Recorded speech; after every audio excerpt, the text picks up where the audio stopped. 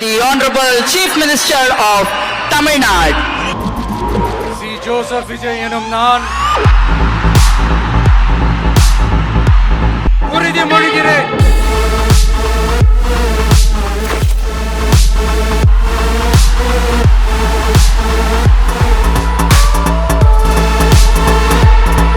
New era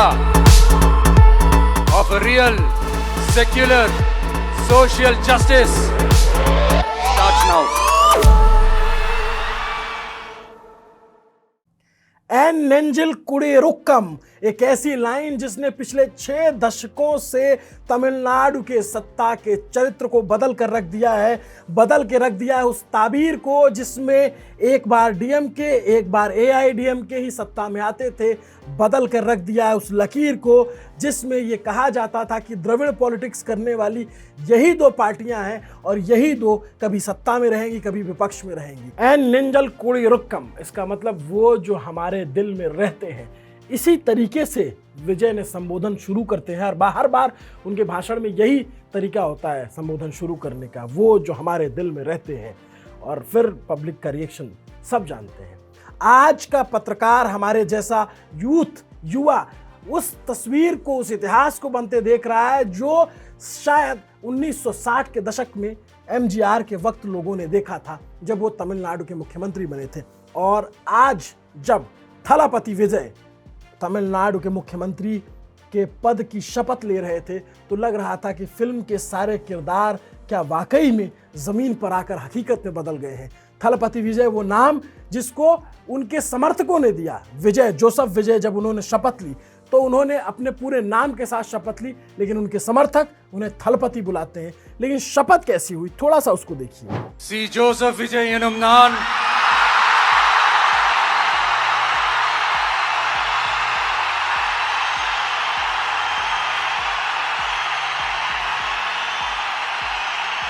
சட்டப்படி அமைக்கப்பெற்ற இந்திய அரசியல் அமைப்பின்பால் உண்மையான நம்பிக்கையும் மாறா பற்றும் கொண்டிருப்பேன் என்றும் இந்திய நாட்டின் ஒப்பில்லாத முழு முதல் ஆட்சியையும் ஒருமையையும் நிலைநிறுத்துவேன் என்றும் தமிழ்நாட்டு அரசின் முதலமைச்சராக உண்மையாகவும் உளச்சான்றின்படியும் என் கடமைகளை நிறைவேற்றுவேன் என்றும் அரசியல் அமைப்பிற்கும் சட்டத்திற்கும் இணங்க அச்சமும் ஒருதலை சார்பும் இன்றி விருப்பு வெறுப்பை விலக்கி பலதரப்பட்ட மக்கள் அனைவருக்கும் நேர்மையானதை செய்வேன் என்றும் ஆண்டவன் மீது ஆணையிட்டு உறுதிமொழிகிறேன்। शपथ के बीच भी आप देखेंगे तो एक हीरोइक फिगर है, एक हीरोइक करिश्मा जो उनका रहता है वो नजर आ रहा था, जो उनके समर्थक बैठे हुए थे। और तमिलनाडु के इस स्टेडियम में जब शपथ चल रही है तो इस शपथ से देश की राजनीति किस दिशा में तय होने जा रही है, क्या करवट लेने वाली है राहुल गांधी की वहाँ मौजूदगी, राहुल गांधी और विजय की जो इस तरीके से करीब दिखे, उनकी जो दोस्ती या उनकी जो इंडिपेंडेंसी दिखी, वो भारतीय राजनीति में किस दिशा में दिखेगी, ये भी देखने वाली बात है। लेकिन तमिलनाडु का एक हीरो जो आज जिसकी चर्चा पूरे इंस्टाग्राम पर है, पूरे देश में है, मतलब आप इंस्टाग्राम का एल्गो इस समय विजय ने तोड़ रखा है। हर दूसरी रील में विजय की रील आ रही है क्योंकि कोई उन्हें देश का सबसे स्मार्ट सीएम बता रहा है, कोई उन्हें देश की राजनीति बदलने वाला बता रहा है। अलग अलग तरीके से उनकी परिभाषा हो रही, चूंकि नए नए सत्ता में आए तो आलोचना कम प्रशंसा ज़्यादा है। लेकिन विजय की कहानी इतनी आसान नहीं है जितनी अब दिखने लग गई है।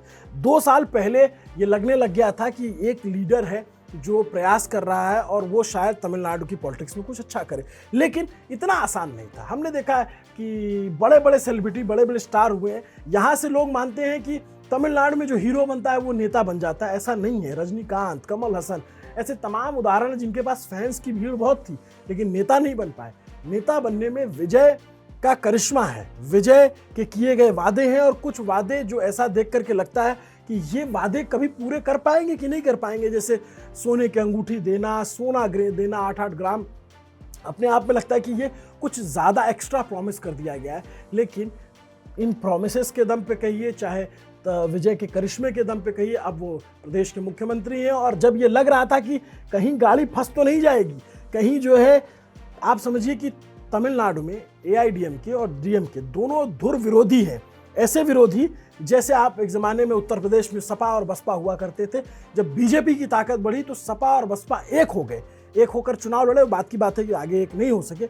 ऐसी कुछ स्थिति तमिलनाडु में बन रही थी कि डीएमके और एआईडीएमके एक होकर के सरकार बनाने से रोकने की स्थिति में थे। और फिर वहां से एंट्री होती है राहुल गांधी की।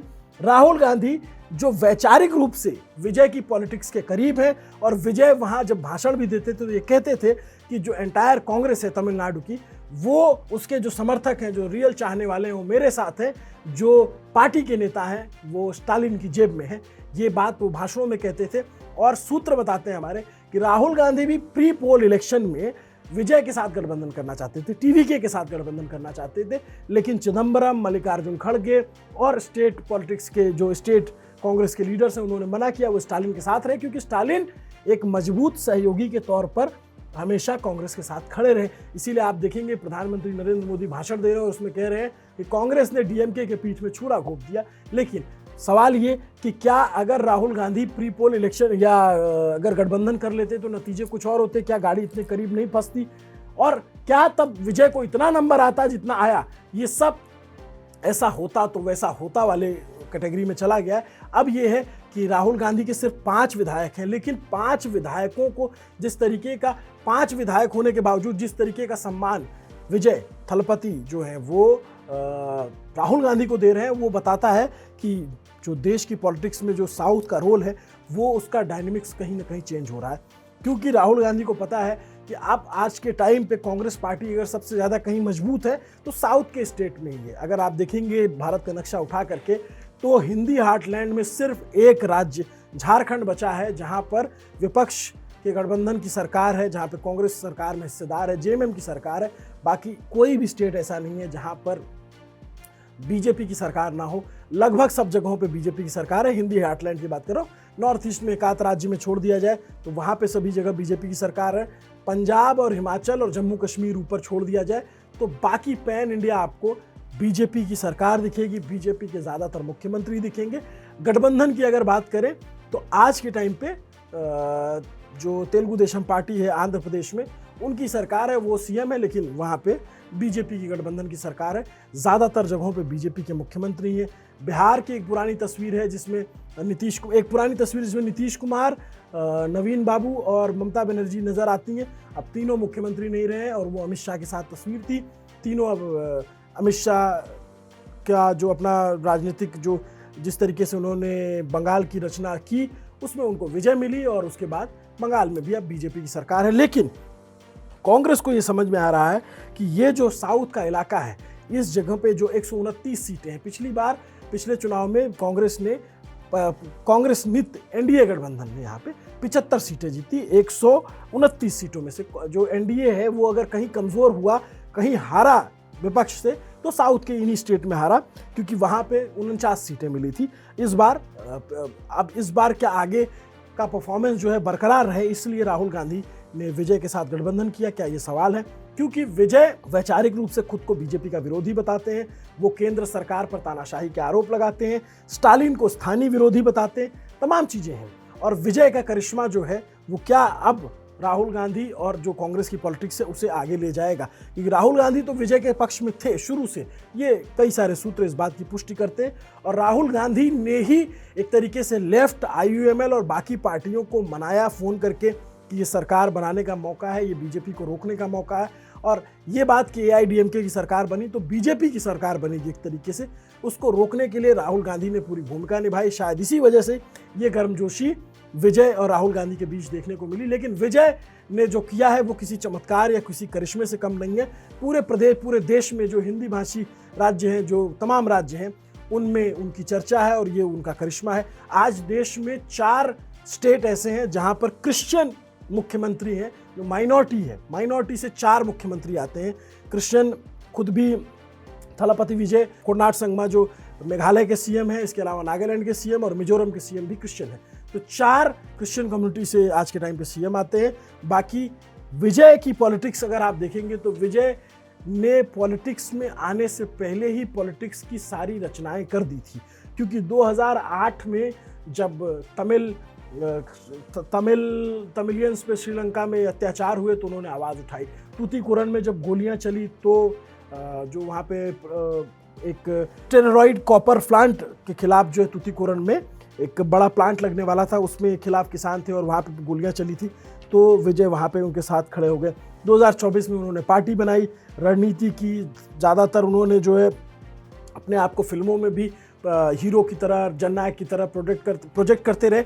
और इस सबसे बड़ी बात ये कि शुरू में उनकी फिल्मों में आप देखेंगे वो रोमांटिक दिखते हैं, बाद में वो एंग्री यंग मैन के तौर पे दिखते हैं, लेकिन जो उत्तरार्ध है जब वो फिल्मों को छोड़ने की तरफ बढ़ रहे हैं तो ज़्यादातर फिल्मों में एक हीरोइक नायक की तरह दिख रहे हैं, जो सिस्टम के खिलाफ लड़ता है, जो पॉलिटिकल भ्रष्टाचार के खिलाफ लड़ता दिखता है। और उनकी फिल्म जो जननायक, जिसे रिलीज़ करने से रोक दिया गया था और उस वक्त शायद जयललिता ने ये भांप लिया था कि इस लड़के में वो करिश्मा है जो आगे जा करके राजनीति में कमाल कर सकता है, तो उनकी फिल्में नहीं आने दी गई थी। लेकिन अब उनकी फिल्म रिलीज होगी क्योंकि अब वो सीएम बन गए और सीएम बनने के बाद तो वो सर्वे सर्वा है। लेकिन सरकार कितने दिन चलेगी इस पर भी सबकी नज़र रहेगी, सरकार कितने दिन टिकेगी इस पर भी सबकी नज़र रहेगी। और सबसे ज़्यादा नज़र इस बात पर रहेगी कि विजय ने जो वादे किए हैं क्या वो वादे पूरे कर पाएंगे, क्योंकि बहुत सारे वादे तो ऐसे देख करके लगता है नेक्स्ट टू इम्पॉसिबल है, बहुत सारे वादे देख करके लगता है कि ऐसे कैसे हो सकता है।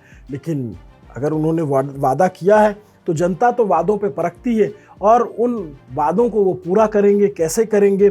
जो ये फ्री बीज, शुरू में वो फ्री बीज के कल्चर के खिलाफ दिखते हैं, बाकी उन्होंने बाद में बहुत सारी फ्री बीज ऑफर की। तो अब तमिलनाडु की पॉलिटिक्स का एक ऐसा सितारा जिसकी गूंज दिल्ली तक है, वो है विजय। विजय को थलपति उनके समर्थक कहते हैं। थलपति मतलब सेना नायक, थलपति मतलब कि जो योद्धा जो सामने से लीड करता है।